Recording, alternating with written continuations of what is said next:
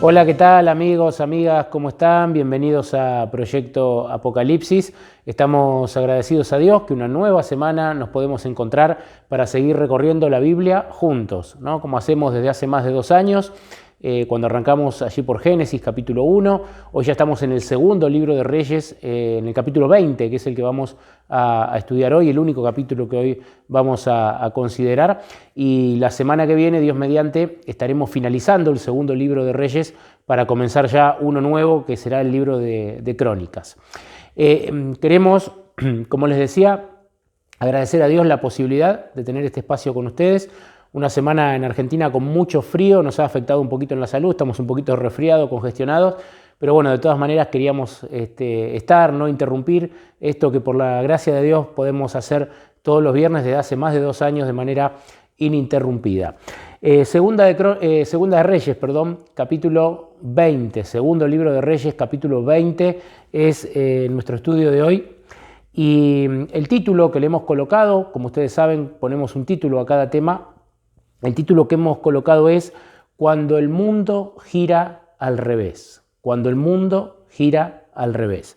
Y comienza el capítulo 20, versículo 1, diciendo que en esos días Ezequías, que era rey de Judá, Ezequías se enfermó de muerte. Y vino el profeta Isaías, hijo de Amós, y le dijo, el Señor dice, dispón de tu casa. Muchas otras versiones de la Biblia, yo tengo la Reina Valera actualizada, muchas otras versiones en vez de decir dispón, dice ordena, ¿no? Ordena tu casa, porque has de morir y no vivirás. ¿Qué mensaje el que Isaías le tenía que llevar al rey Ezequías?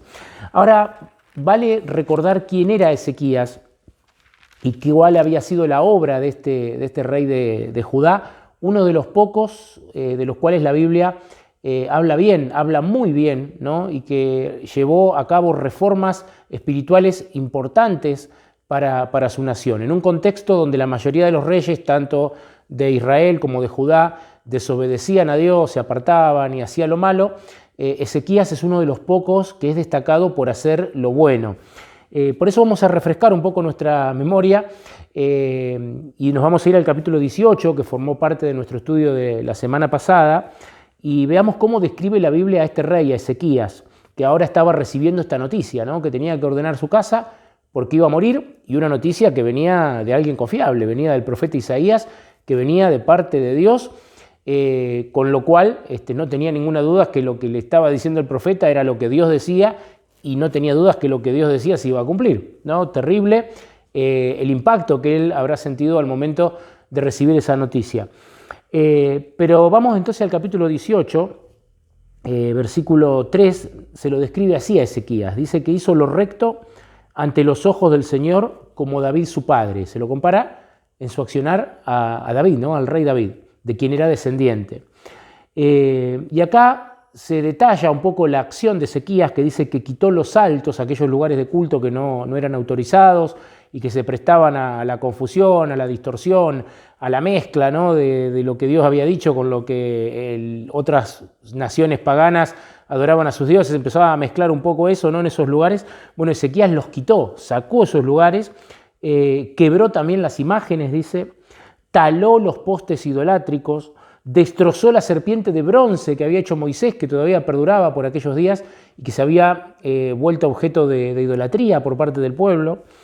El versículo 6 también acerca de Ezequías dice que en el Señor, Dios de Israel, puso su esperanza, y en el versículo siguiente dice que se asió del Señor y no se apartó de él, es decir, se tomó de la mano de Dios y no se apartó de él, sino que guardó los mandamientos que el Señor le había dado a Moisés. Así se describe a Ezequías, un rey que había combatido la idolatría, que había terminado prácticamente con todos los cultos idólatras, que había restablecido el verdadero culto a Dios, un hombre que ponía su fe, su esperanza en Dios, un hombre que se tomaba de la mano de Dios, y un hombre que era prosperado y bendecido por Dios a partir de esta relación que tenía, ¿no?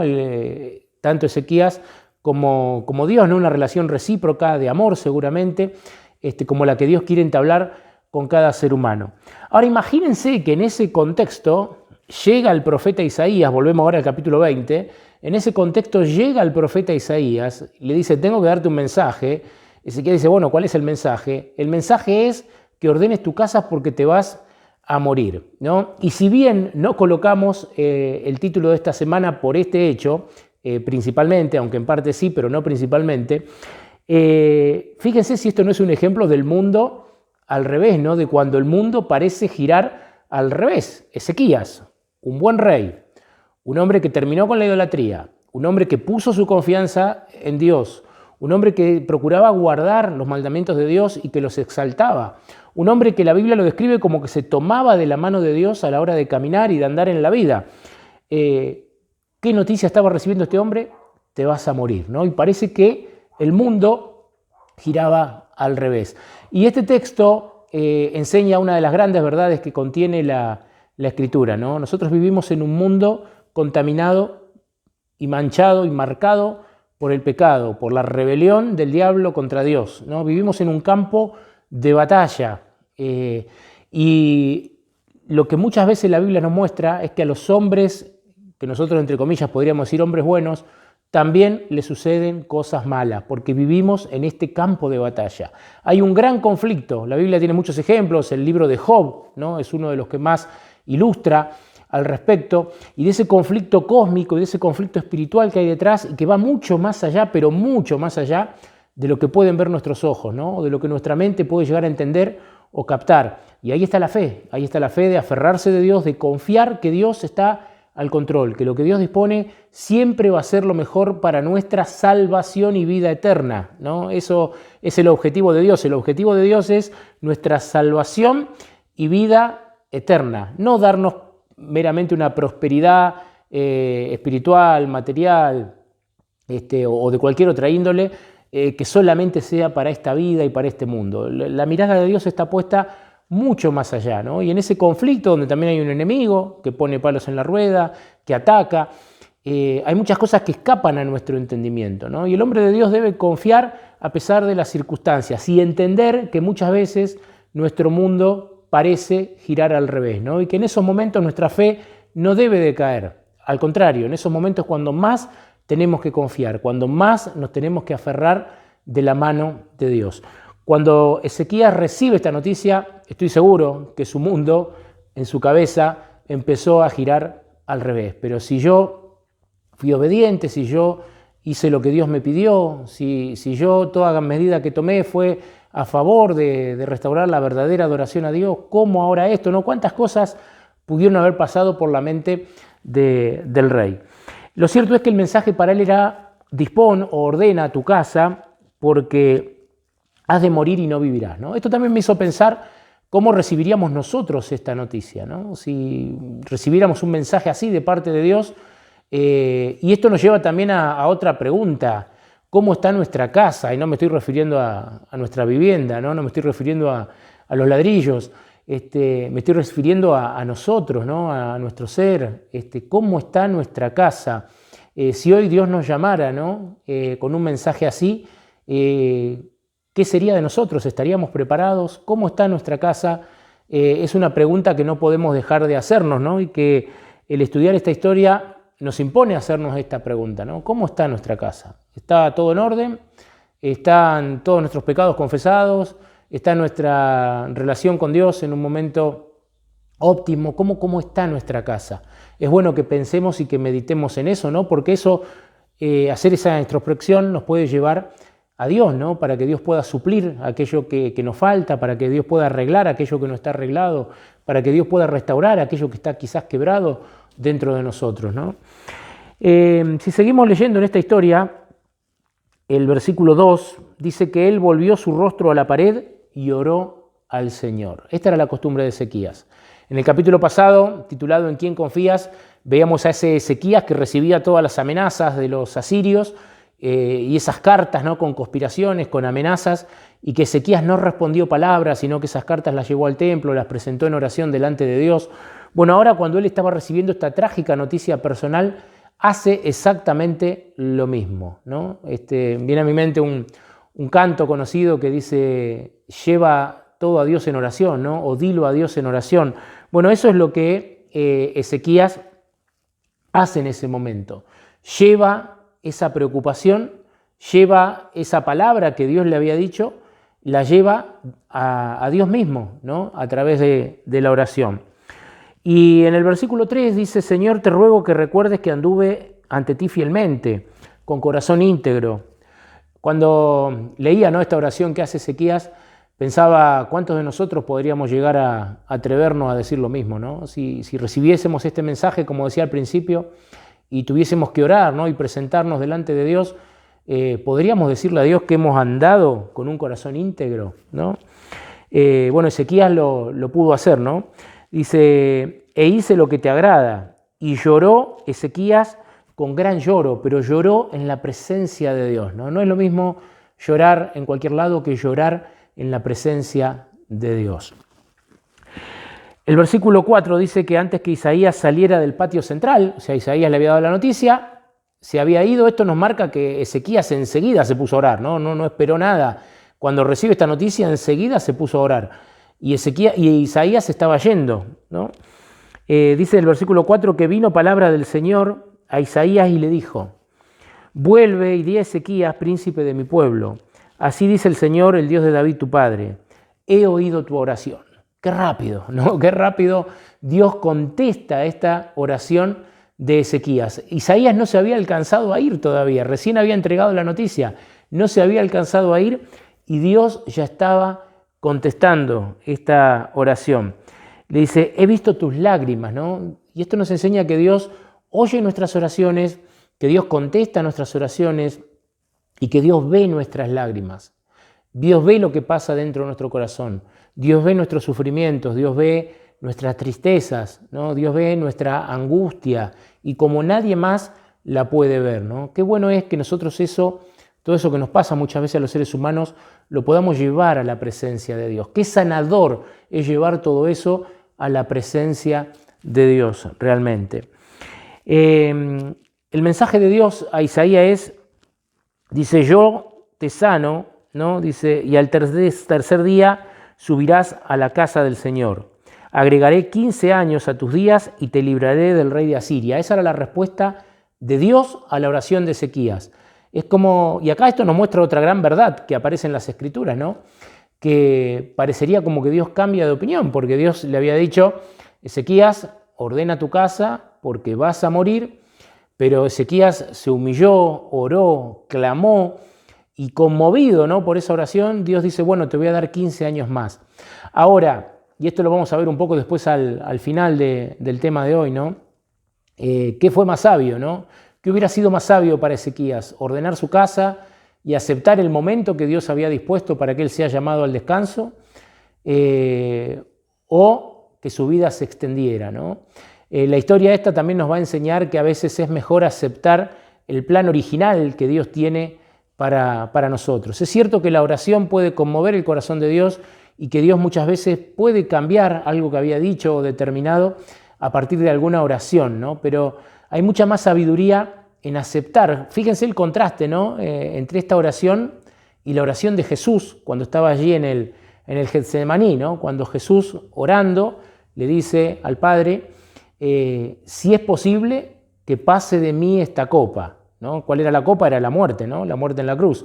Jesús le dice: si es posible que pase de mí esta copa, pero no sea, en esa oración dice Jesús, pero no sea como yo quiero, sino como tú quieres, ¿no? Y Jesús nos enseña que lo mejor es dejar todo en las manos y en la sabiduría de Dios, ¿no? En este caso Ezequías, aunque lo podemos comprender porque somos seres humanos y nos aferramos a la vida, aunque lo podemos comprender, aunque no lo podemos juzgar quizás por esto, pero fíjense el contraste entre la oración de Ezequías, que quería vivir a toda costa y Dios le otorga 15 años más, y la oración de Jesús, que también quería vivir, dijo: si es posible que pase de mí esta copa, pero, dice, no sea como yo quiero, sino como tú, ¿no? Y esta última parte le faltó a Ezequías. El versículo 7 dice que agregó Isaías: preparen una masa de higos. La prepararon y la pusieron sobre la llaga y sanó, ¿no? Sanó allí el rey Ezequías. Un remedio sencillo. Obviamente Aquí lo que vale es el poder de Dios, ¿no? Pero Dios mandó a que hicieran esto y de esta manera sencilla, ¿no? Preparando esa masa, colocándola sobre la llaga. Esto nos enseña que Dios, cuando es su voluntad, puede obrar de la forma más sencilla, ¿no? De la manera más sencilla. A veces a nosotros nos parece que Dios solamente está, esto lo vimos también cuando estudiamos a Elías, ¿no? Que reconoce a Dios en ese silbo apacible y no lo reconoce en el fuego, en el terremoto. A veces nosotros pensamos que Dios está solamente en lo grande, ¿no? Y nos cuesta reconocer la mano de Dios en lo sencillo. Y de esta manera sencilla Dios obra para la sanidad de este rey. Ezequías, dice el versículo 8, que había dicho a Isaías: ¿qué señal tendré de que el Señor me sanará y de que subiré a la casa del Señor al tercer día? Ezequías además se atreve a pedir una señal, ¿no? Y Isaías le dice: esta señal tendrás de que el Señor hará lo que ha dicho. Avanzará, y le hace una pregunta a Isaías a Ezequías. Le dice: ¿avanzará la sombra 10 grados o retrocederá 10 grados?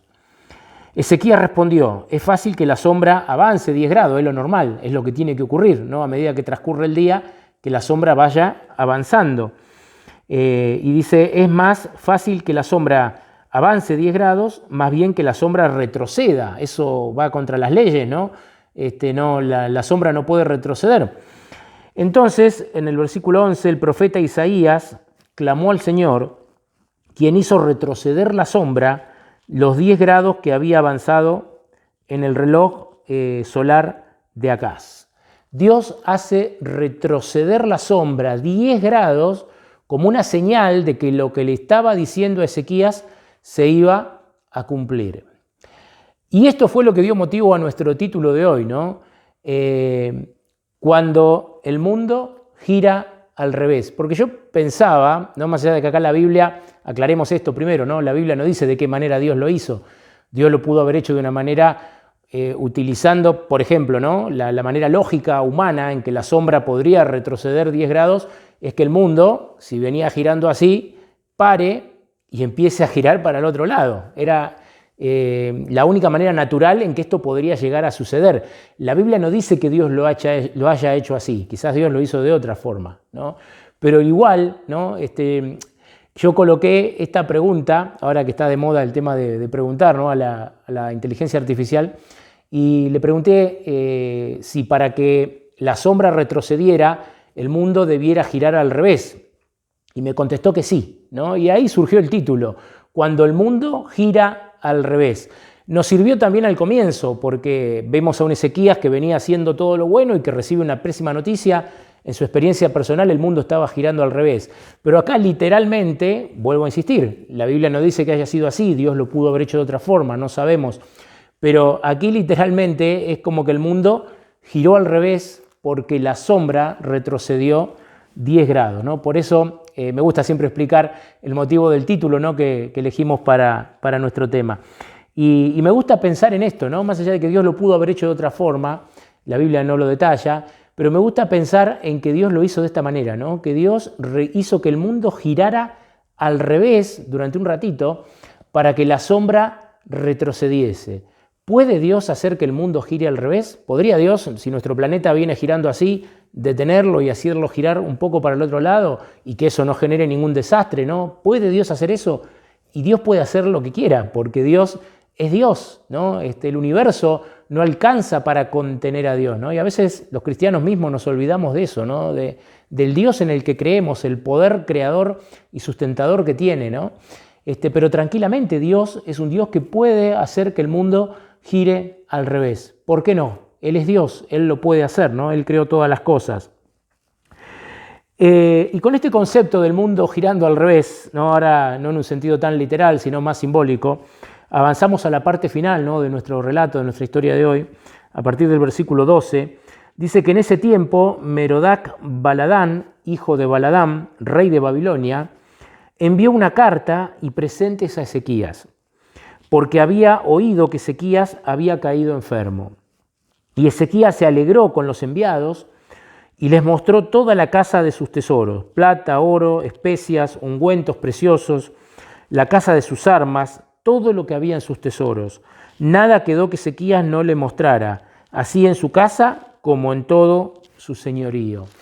El rey de Babilonia se entera que Ezequías estaba enfermo, envía embajadores, enviados, ¿no? Estos llegan allí a Jerusalén, Ezequías los hace pasar, dice que abrió las puertas de su casa y le empezó a mostrar, ¿no? Los tesoros, las armas, podríamos pensar, le mostró sus mejores libros, ¿no?